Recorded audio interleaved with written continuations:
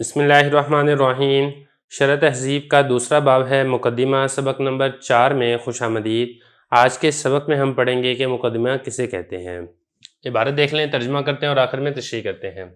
مقدمۃ العلم ان کان اذعانا للنسبۃ فتصدیق قولہ مقدمۃ ای ہذہ مقدمۃ بین فیہا امور ثلاثۃ رسم المنطق و بیان الحاجۃ الیہ و موضوعہ وہی ماخوذۃ من مقدمۃ الجیش والمراد منہا ہاہنا ان کان الکتاب عبارۃ عن الالفاظ والعبارات طائفۃ من الکلام قدمت امام المقصود لارتباط المقصود بها ونفعها فیہ وَإِنْ كَانَ عِبَارَةً عَنِ الْمَعَانِي فَالْمُرَادُ عَنِ الْمُقَدَّمَةِ طَائِفَةٌ مِنَ الْمَعَانِي يُجِبُ الْاطِّلَاعُ عَلَيْهَا بَصِيرَةً فِي الشُّرُوعِ وَتَجْوِيزُ الِاحْتِمَالَاتِ الْأُخَرِ فِي الْكِتَابِ يَسْتَدْعِي جَوَازَهَا فِي الْمُقَدَّمَةِ الَّتِي هِيَ جُزْءُهُ لَكِنَّ الْقَوْمَ لَمْ يَزِيدُوا عَلَى الْأَلْفَاظِ وَالْمَعَانِي فِي هَذَا الْبَابِ۔ ترجمہ دیکھ لیں۔ مصنف کا قول مقدمہ یعنی یہ مقدمہ ہے، بیان کیا جائے گا اس میں تین امور: منطق کی تعریف اور منطق کی طرف کیا ضرورت ہے اس کا بیان اور منطق کا موضوع، اور یہ لیا گیا ہے مقدمۃ الجہد سے، اور مراد اس سے یہاں پر اگر تو کتاب وہ نام ہے الفاظ اور عبارات کا، تو یہ کلام کا وہ حصہ ہے جس کو مقصود سے مقدم کیا گیا ہے، مقصود کے ساتھ اس کے ربط ہونے کی وجہ سے اور اس کا اس کے ساتھ نفع ہونے کی وجہ سے۔ اور اگر یہ نام ہو معانی کا تو مراد مقدمہ سے معانی کا وہ حصہ ہے کہ واجب کرتا ہے اس پر مطلع ہونا بصیرت کو کتاب کے شروع ہونے میں، اور دیگر احتمالات کا جائز ہونا کتاب میں وہ دعویٰ کرتا ہے اس کے جائز ہونے کا مقدمہ میں، جو کہ کتاب کا جز ہے، لیکن قوم نے اضافہ نہیں کیا ہے الفاظ اور معنی پر اس باب میں۔ عبارت ہو چکی ہے، ترجمہ ہو چکا ہے، اب چلتے ہیں اس کی تشریح کی طرف۔ دیکھیں جو تہذیب کی عبارت ہے وہ یہ ہے: مقدمہ العلم ان کان اذعانا للنسبۃ فتصدیق۔ یہ جو ہے نا عبارت العلم ان کان سے لے کے یہاں تک، یہ انشاءاللہ ہم اس اگلے سبق کے اندر کور کریں گے۔ سب سے پہلے یہ جو ہے مقدمہ کے بارے میں آپ تھوڑی سی تفصیل سمجھ لیں۔ مقدمے کے بارے میں جو شارح ہیں وہ کچھ چیزیں بتا رہے ہیں، ایک ایک کر کے ہم انشاءاللہ اس کو ڈسکس کر لیتے ہیں۔ سب سے پہلے جو شارح نے ذکر کیا ہے وہ یہ ہے کہ یہ جو مقدمہ ہے اس کی ترکیبی حیثیت کیا ہے۔ تو اس کی سب سے پہلے ترکیبی حیثیت میں اگرچہ مختلف اقوال ہو سکتے ہیں، اس کے اوپر آپ رفع بھی پڑھ سکتے ہیں، اس کے اوپر آپ نصب بھی پڑھ سکتے ہیں، اس کے اوپر جر بھی پڑھ سکتے ہیں، لیکن چونکہ شارح نے صرف ایک ہی ترکیبی احتمال ذکر کیا ہے اس لیے ہم صرف ایک پر ہی اکتفا کریں گے۔ تو شارح فرماتے ہیں کہ یہ جو مقدمہ ہے اس سے پہلے ہادی محذوف ہے، تو اصل میں یہ اس طریقے سے ہے ترکیب میں: ہادی مقدمہ یا پھر ہادی مقدمہ، دونوں طریقے سے پڑھ سکتے ہیں، انشاءاللہ آگے چل کے آ رہا ہے۔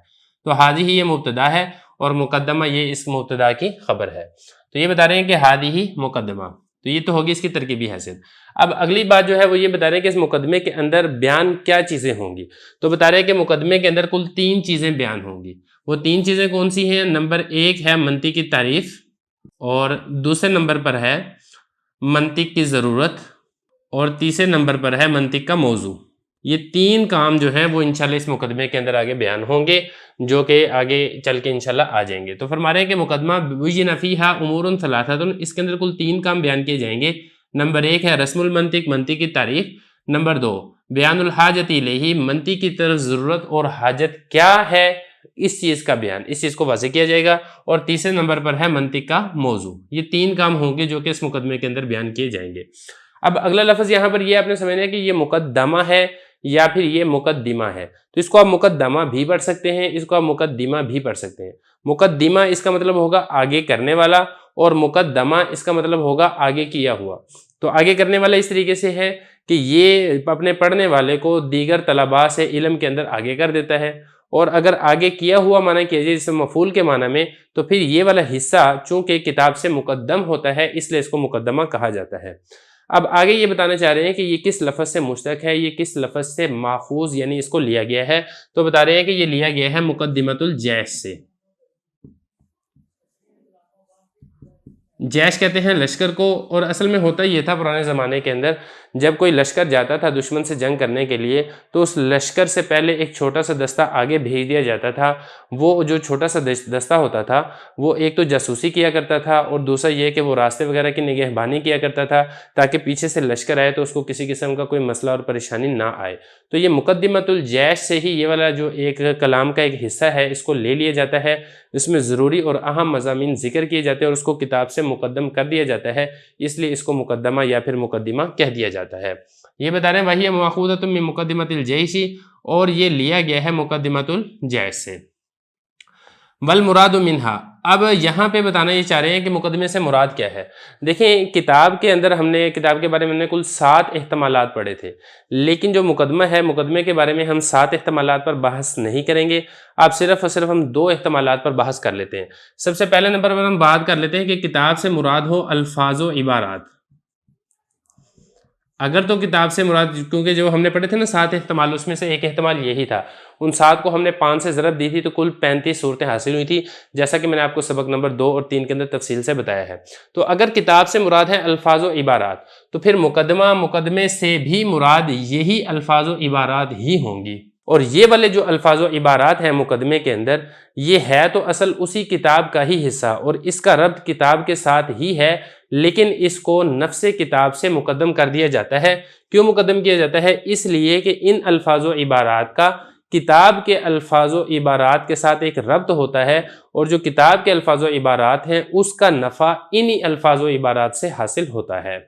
اب ذرا دیکھیں اس کو، والمراد منہا، مراد اس سے اگر تو کتاب نام ہو الفاظ و عبارات کا تو پھر یہاں پر مراد کیا ہوگا؟ کلام کا وہ حصہ ہے، یعنی وہ الفاظ و عبارات ہیں مقدمے سے مراد جس کو مقدم کیا گیا ہے۔ کس سے مقدم کیا گیا ہے؟ کتاب سے مقدم کیا گیا ہے، امام المقصودی، یعنی جو مقصودی مضامین ہے کتاب کے اس سے امام یعنی آگے کیا گیا ہے۔ لارتباط المقصودی، اس لیے کہ ربط ہے مقصود کا بہا اس کے ساتھ۔ مقصود کیا ہے؟ مقصود سے مراد ہے کتاب کے مسائل و مضامین، بہا اس کے ساتھ، کس کے ساتھ؟ یعنی یہ وہ الفاظ و عبارات جو مقدمے میں ہیں، یعنی کتاب کے جو الفاظ و عبارات ہیں ان کا جو ربط ہے وہ مقدمے کے الفاظ و عبارات کے ساتھ ہے، اور جو کتاب کا نفع ہے وہ اس مقدمے کے الفاظ و عبارات کے ساتھ حاصل ہوتا ہے۔ یہ تو تب ہے جب آپ نے مراد لیا ہو کتاب سے الفاظ و عبارات، اور اگر آپ کتاب سے مراد لیتے ہیں معانی تو پھر اس سے کیا مراد ہوگا؟ تو مقدمے سے بھی مراد ہی معانی ہوگا، یعنی یہ وہی معانی کا ایک ٹکڑا ہوگا جو کتاب کے معنی ہے، یہ بھی اسی طریقے سے معنی ہے، لیکن اس معنی کا اس معنی کے ساتھ ربط ہے۔ فرما رہے ہیں وَإِنْ كَانَ عِبَارَةً عَنِ الْمَعَانِي، اور اگر وہ نام ہو معنی سے، کون وہ؟ کتاب، یعنی جو کتاب کے مسائل ہیں وہ اگر اس سے مطلب کیا ہے؟ معانی ہے، تو پھر مراد مقدمے سے کیا ہوگا؟ معنی کا ایک ایسا حصہ ہوگا کہ کتاب کو علی وجہ البصیرت اگر آپ پڑھنا چاہتے ہیں، صحیح طریقے سے اس کو سمجھنا چاہتے ہیں، سیکھنا چاہتے ہیں، تو آپ کتاب کے معانی سے پہلے ان معانی پر واقفیت حاصل کر لیں، ان معانی پر اطلاع پا لیں۔ جب آپ ان معانی پر اطلاع پا لیں گے، ان معانی سے واقفیت حاصل کر لیں گے، تو پھر جو کتاب کے معانی ہیں ان کو سمجھنا علی وجہ البصیرت یہ ممکن ہو جائے گا۔ یہ فرما رہے ہیں کہ مراد پھر مقدمے سے کہ معانی کا وہ حصہ ہوگا کہ واجب کرتا ہے اطلاع علیہا، یعنی اس کے اوپر مطلع ہونا۔ کس کے اوپر مطلع ہونا؟ مقدمے کے معانی پر مطلع ہونا واجب کرتا ہے۔ کس چیز کو واجب کرتا ہے؟ کتاب کے مضامین کو علی وجہ البصیرت شروع کرنے کے اندر صحیح طریقے سے اگر آپ کتاب کے مضامین کو سمجھنا چاہتے ہیں تو پھر آپ جو مقدمے کے معانی ہے اس پر آپ پہلے اطلاع حاصل کر لیں۔ وتجویز الاحتمالات الاخر فی الکتاب یستدعی جوازا، اگلا مسئلہ دیکھیں، جو ہم نے اس سے پہلے سبق کے اندر میں نے آپ کو بتایا تھا کہ کتاب کے بارے میں کل 7 احتمالات بن سکتے ہیں، ان 7 احتمالات میں سے 2 احتمالات آگے ہیں، یہ والے، ایک الفاظ و عبارات ہے اور دوسرا کیا ہے؟ معانی ہے۔ تو یہاں پر بھی میں نے آپ کو یہی بتایا تھا کہ اگر مراد یہاں پہ الفاظ و عبارات ہے تو مقدمے سے بھی مراد الفاظ و عبارات ہیں، اگر کتاب سے مراد معانی ہے تو مقدمے سے بھی مراد معانی ہی ہیں۔ تو یہاں پر سوال یہ پیدا ہوتا ہے کہ جو باقی 5 احتمالات ہیں تو وہ یہاں پر کیوں نہیں ہیں؟ تو اگر 5 احتمال کتاب کے اندر درست ہیں تو پھر وہی 5 احتمالات یہاں پر بھی جائز ہونے چاہیے۔